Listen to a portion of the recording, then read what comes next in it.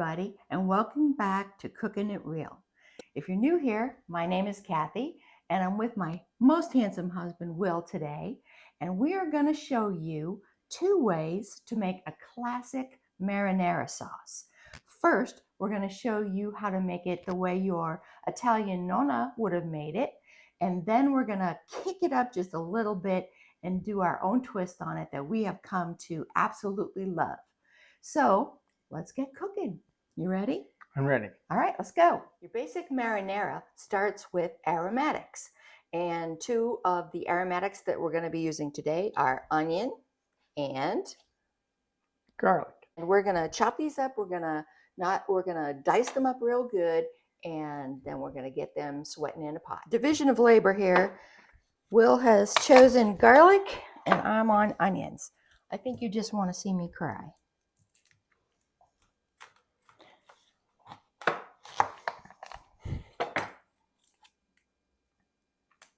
We're going to be making a double batch of marinara.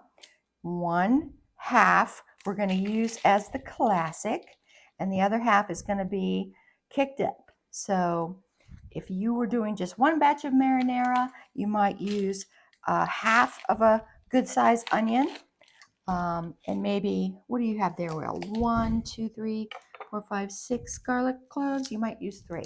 Now, if you're not a big fan of garlic or onion, you can do it to your taste. But seriously, you gotta have some, right? It tastes really good. It totally does. Now, if you saw our gnocchi video recently, you saw that we used a marinara that I made, and by request, we're giving you that recipe because that is what you wanted to see. So I've sliced the onion a little bit. We're not gonna mince it, but we are gonna finely dice it. We're gonna have a sauce that is slightly chunky.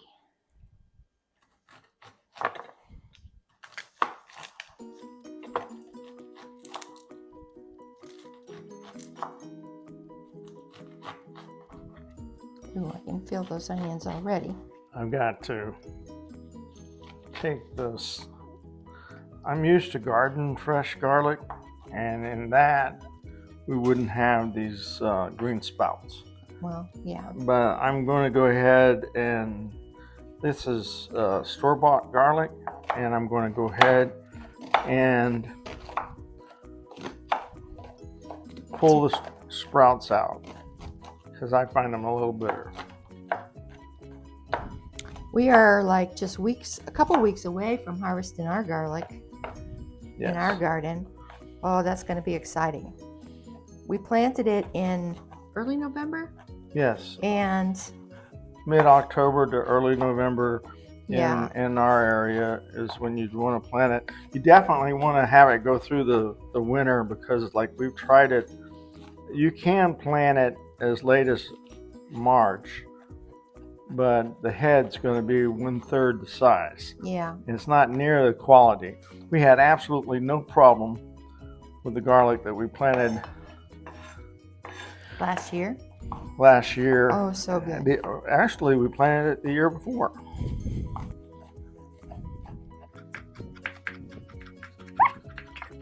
Good smell.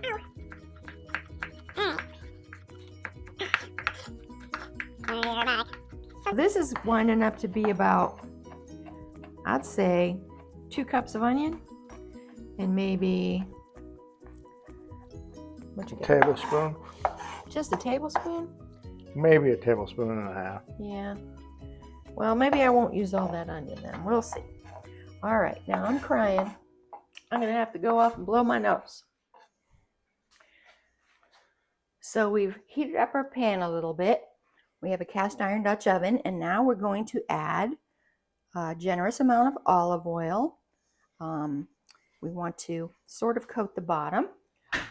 And the first thing I'm going to toss in is about 1.5 tablespoons of fennel seed. Can you see that? Hope you can. This is sort of my secret weapon. This is what gives my marinara an extra special touch. We'll just give that a minute. We're not going to cook it too long. Can you already hear it popping a little bit? And then we're going to add our onions next, and then the garlic after another minute. Will, you want to add those onions? Sure.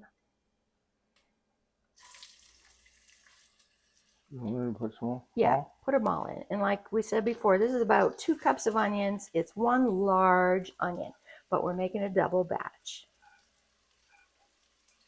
Super. Excellent. Give that a little stir. Get it all coated with the olive oil. And right now I am like just above a medium heat. I'm not quite medium high, just a little bit above medium. Because sauce is going to simmer, there's absolutely no need to brown anything or get it going too fast or too hard. We're just taking our time and developing the flavors. Would you like to add a little salt and pepper before we add the garlic? The nice thing about making your own is your typical, this is probably about 1/4 of a teaspoon. A typical marinara for this size would be more like 2 teaspoons.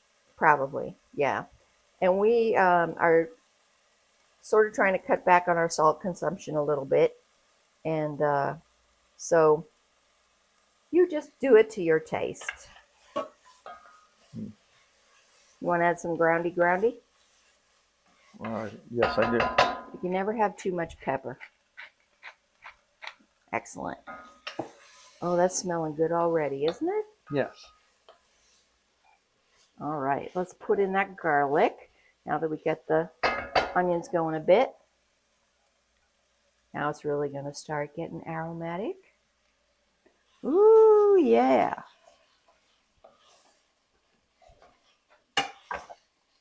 And we'll just give that a little minute.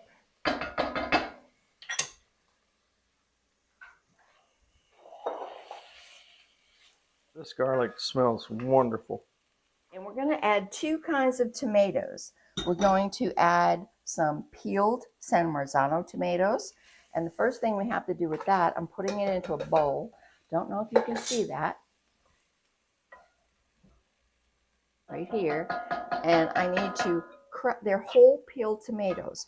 So with my impeccably clean hands, I'm going to squish up these tomatoes and just break them up a little bit. Now, you don't have to use whole peeled tomatoes.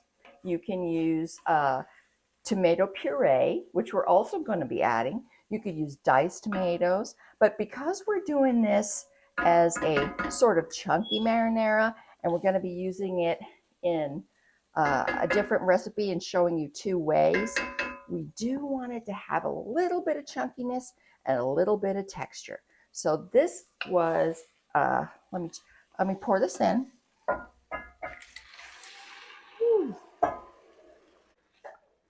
This was a 28-ounce can of San Marzano whole peeled tomatoes that we just added in. And then we're also going to add a 14.5-ounce can of just plain diced tomatoes from the grocery store.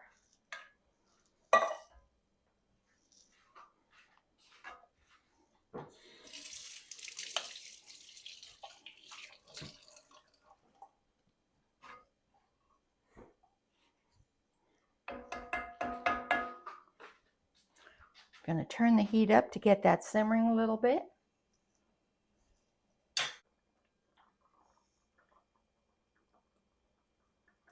Now we're going to add 2 15-ounce cans of just regular tomato sauce or tomato puree. That's 1, and that's 2. And now I'm going to take this can and get some water in it, and we're going to rinse out all the cans with some water. Marinara is not thick like ragu. There's no tomato paste. It's a lighter, more delicate sauce, even though this one is chunky. If you didn't want to have a chunky one, just use more tomato sauce and no whole tomatoes or diced tomatoes. Now, this is something my mother taught me years and years and years and years and years ago. When you're making sauce, tomato sauce, you want to take your can, your empty can, you want to fill it with water, and you want to pour it into another can. Pour it back into this can, back into the other can, until you get all the goodness out of the can. And we have 3 cans, so we're going to go into the next can, back into this can, back into this can. And now we have the big can. We're going into this can. This one's going to take a little bit. You want to stir that up, honey, while I'm holding it? Try to scrape down those sides a little bit. You want to get all the goodness. Pour it back into this can. It has a little bit left in it. 1, 2. That can's done, and pour that in. See, look. All the good stuff. Now we're going to turn that down. We're going to let it simmer for about 15 minutes, and then our first classic marinara is done. Don't forget to add, if you have fresh basil, add it. Otherwise, this is dried basil from last year's garden.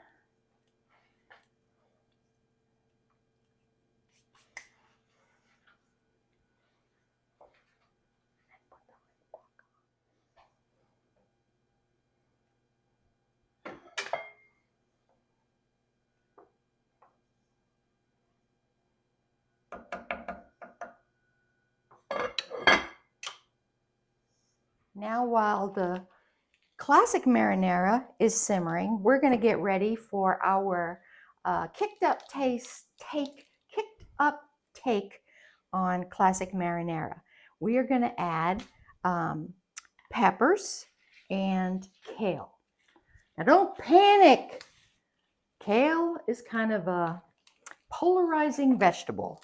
People either love it or hate it. But honestly, I mean, we love it, so maybe we're kind of biased. But the first time we ever put kale in our tomato sauce, it was shockingly delicious. I don't know whether we saw someone do it and decided to try it or just some crazy idea. Sometimes you never know. But it renders the kale with a sweetness that you just it will surprise you. A lot of people don't like kale because when they eat it, when they have it, it's like cooked to death and it's kind of bitter and they don't enjoy it. Well, this makes it sweet and it's tender and it almost dissolves into the sauce, and it is incredibly tasty. And you're going to love it. The stems can be bitter. Yes, we're not going to especially on mature leaves like these. Right, we're not going to be putting the stems in the sauce today. And we're going to be cutting up the peppers slightly chunky because of what we're going to use it on next. But we are going to make this kale very thin and almost like little bits. Okay. Okay?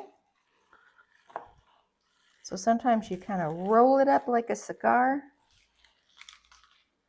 and just have at it. Let me get those stems out of your way, or are you good? I'm good.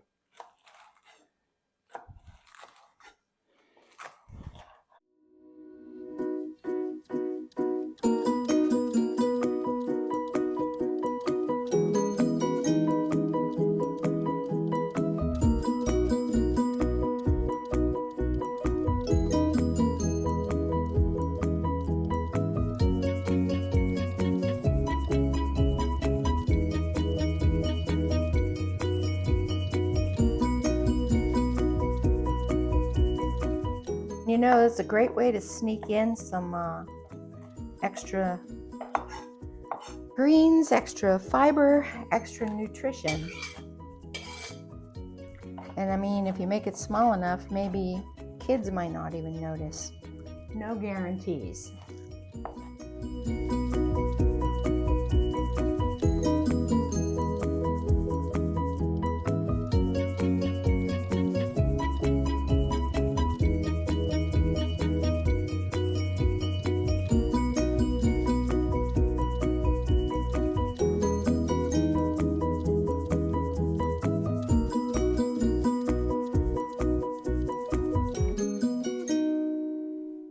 Now, how we're going to be serving our chunky marinara with peppers and kale is over spaghetti squash. And this is a spaghetti squash. If you haven't ever tried it, I suggest you give it a whirl. It's completely delicious. If you are in any way watching carbs or have a gluten problem, and you don't do spaghetti, or if you just want something lighter, it's not spaghetti, it's not pasta, but it is a wonderful substitute. And there's something I just most recently learned. Most of the time when you use spaghetti squash, you cut it stem to stern this way and have like two boats of squash. But I have recently learned that if you cut it this way, because the way the fibers grow inside the squash, you'll have longer strands. So, haven't tried this before. This is an experiment. Let's see how it goes. Will, would you kindly samurai that squash for me?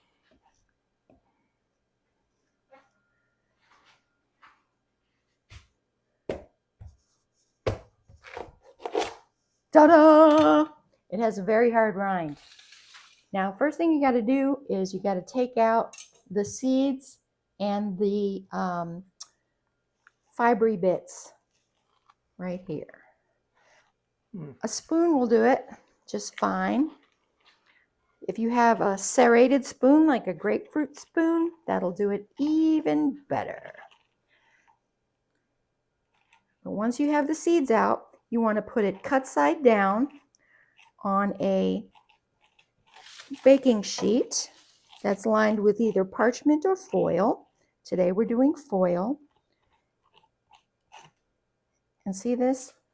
This is plenty good enough. You put it cut side down. Same with the other side. Get everything out. And you know, if you want to save these seeds and bake them up like you would pumpkin seeds at Halloween, it's just as delicious.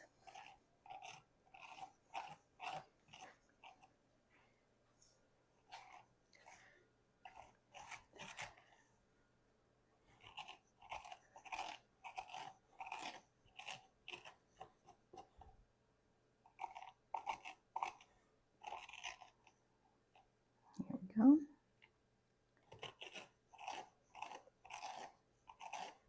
So you want to bake this in a 400-degree oven, cut side down on a cookie sheet for 20 minutes for this size of a squash. You could go 25 if it was bigger. One thing you don't want to do is you don't want to overcook it, because then it's going to get mushy. So better to undercook it a little than overcook it. Will, take it away. All right, the oven's preheated to 400 degrees, and we're just going to put the spaghetti squash in on the center rack at 400 degrees, and then we're going to set the timer to 20 minutes. And that's all there is to it. While the spaghetti squash is cooking in the oven, we're going to separate our pot of marinara into classic and kicked up. So Will is going to take maybe a little bit less than half of the marinara and put it in a container that we're going to save for later. Probably just have it in the fridge to use in the next week. It makes an excellent pizza sauce. It can make an excellent pasta sauce. That looks perfect, Will. It can make a great addition to soups and things of that sort. But right now, is that hot? Right now we're going to take the remainder of the marinara. Don't close that up while it's still hot, or that thing will bubble up and break. I have seen that happen. It blew up like a balloon. Okay. So you gotta like let it cool, or just leave the lid off. Now we're gonna add our peppers and our kale and set them to simmering with the remainder of the marinara.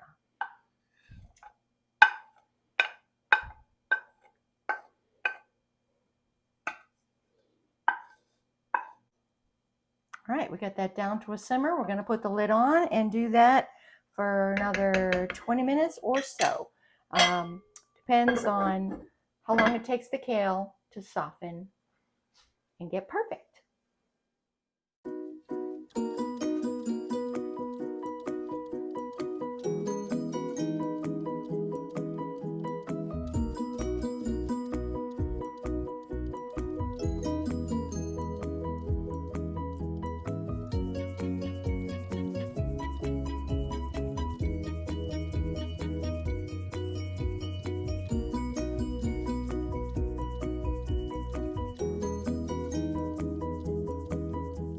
Whoa, you loaded those up. But here's to a taste. Cheers.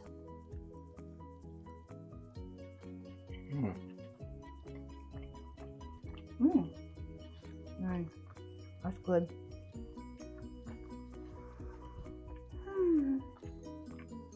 Fennel seed comes through real well. It does. A little cheese on top, that'd be perfect. Oh yeah, Parmesan with a little olive oil.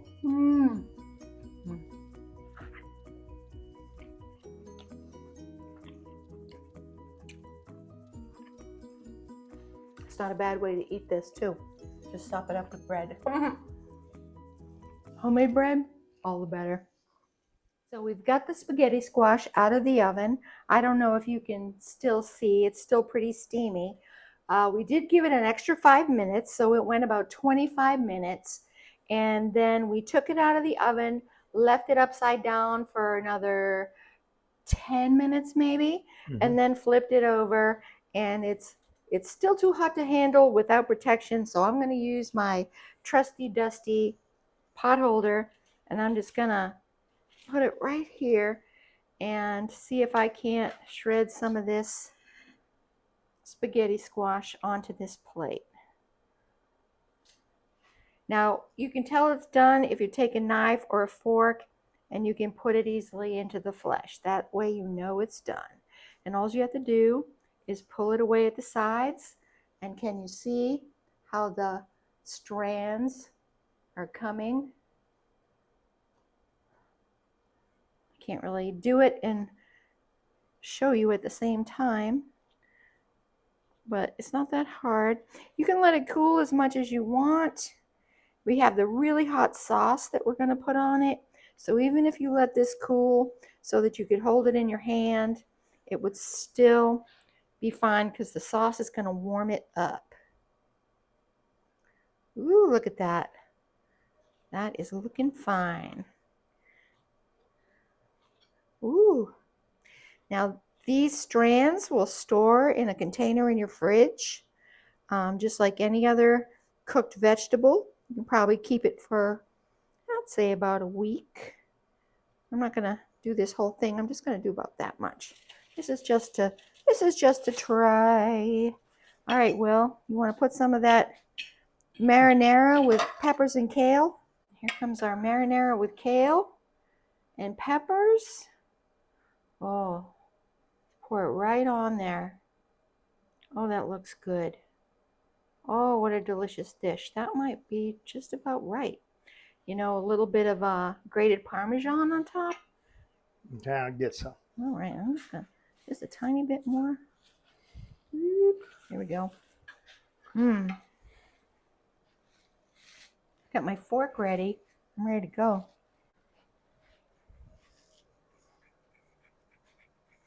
Don't be stingy, man. Still hot. It's It melting is still in hot. It's it. melting like crazy.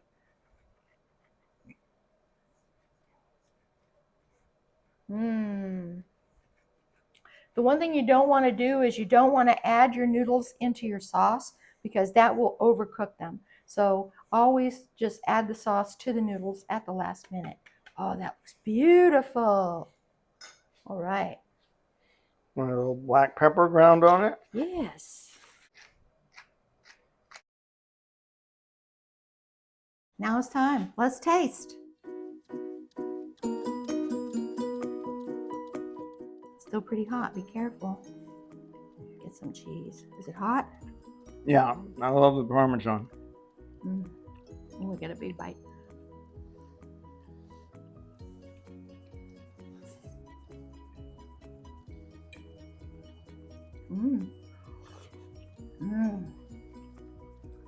That's good. Oh, so good. That squash is like al dente. It's perfect. It is. Now, it's not a difficult dish. And for sure, the simple marinara is something that you want to have in your repertoire. So, if you've never done it before, I suggest you give it a try. It's so versatile, and like I said, you can use it on pizza, you can use it on pasta, you can use it in soups, you can use it on bread. It's like, you know, anything. Oh, mozzarella sticks, dip it in your marinara, all those different things. If you enjoyed this video, if you learned something, please give us a thumbs up. If you haven't already, please also consider subscribing. And we will see you next time on Cooking it real. Cooking it real. Cooking it real. Cooking it real. Bye.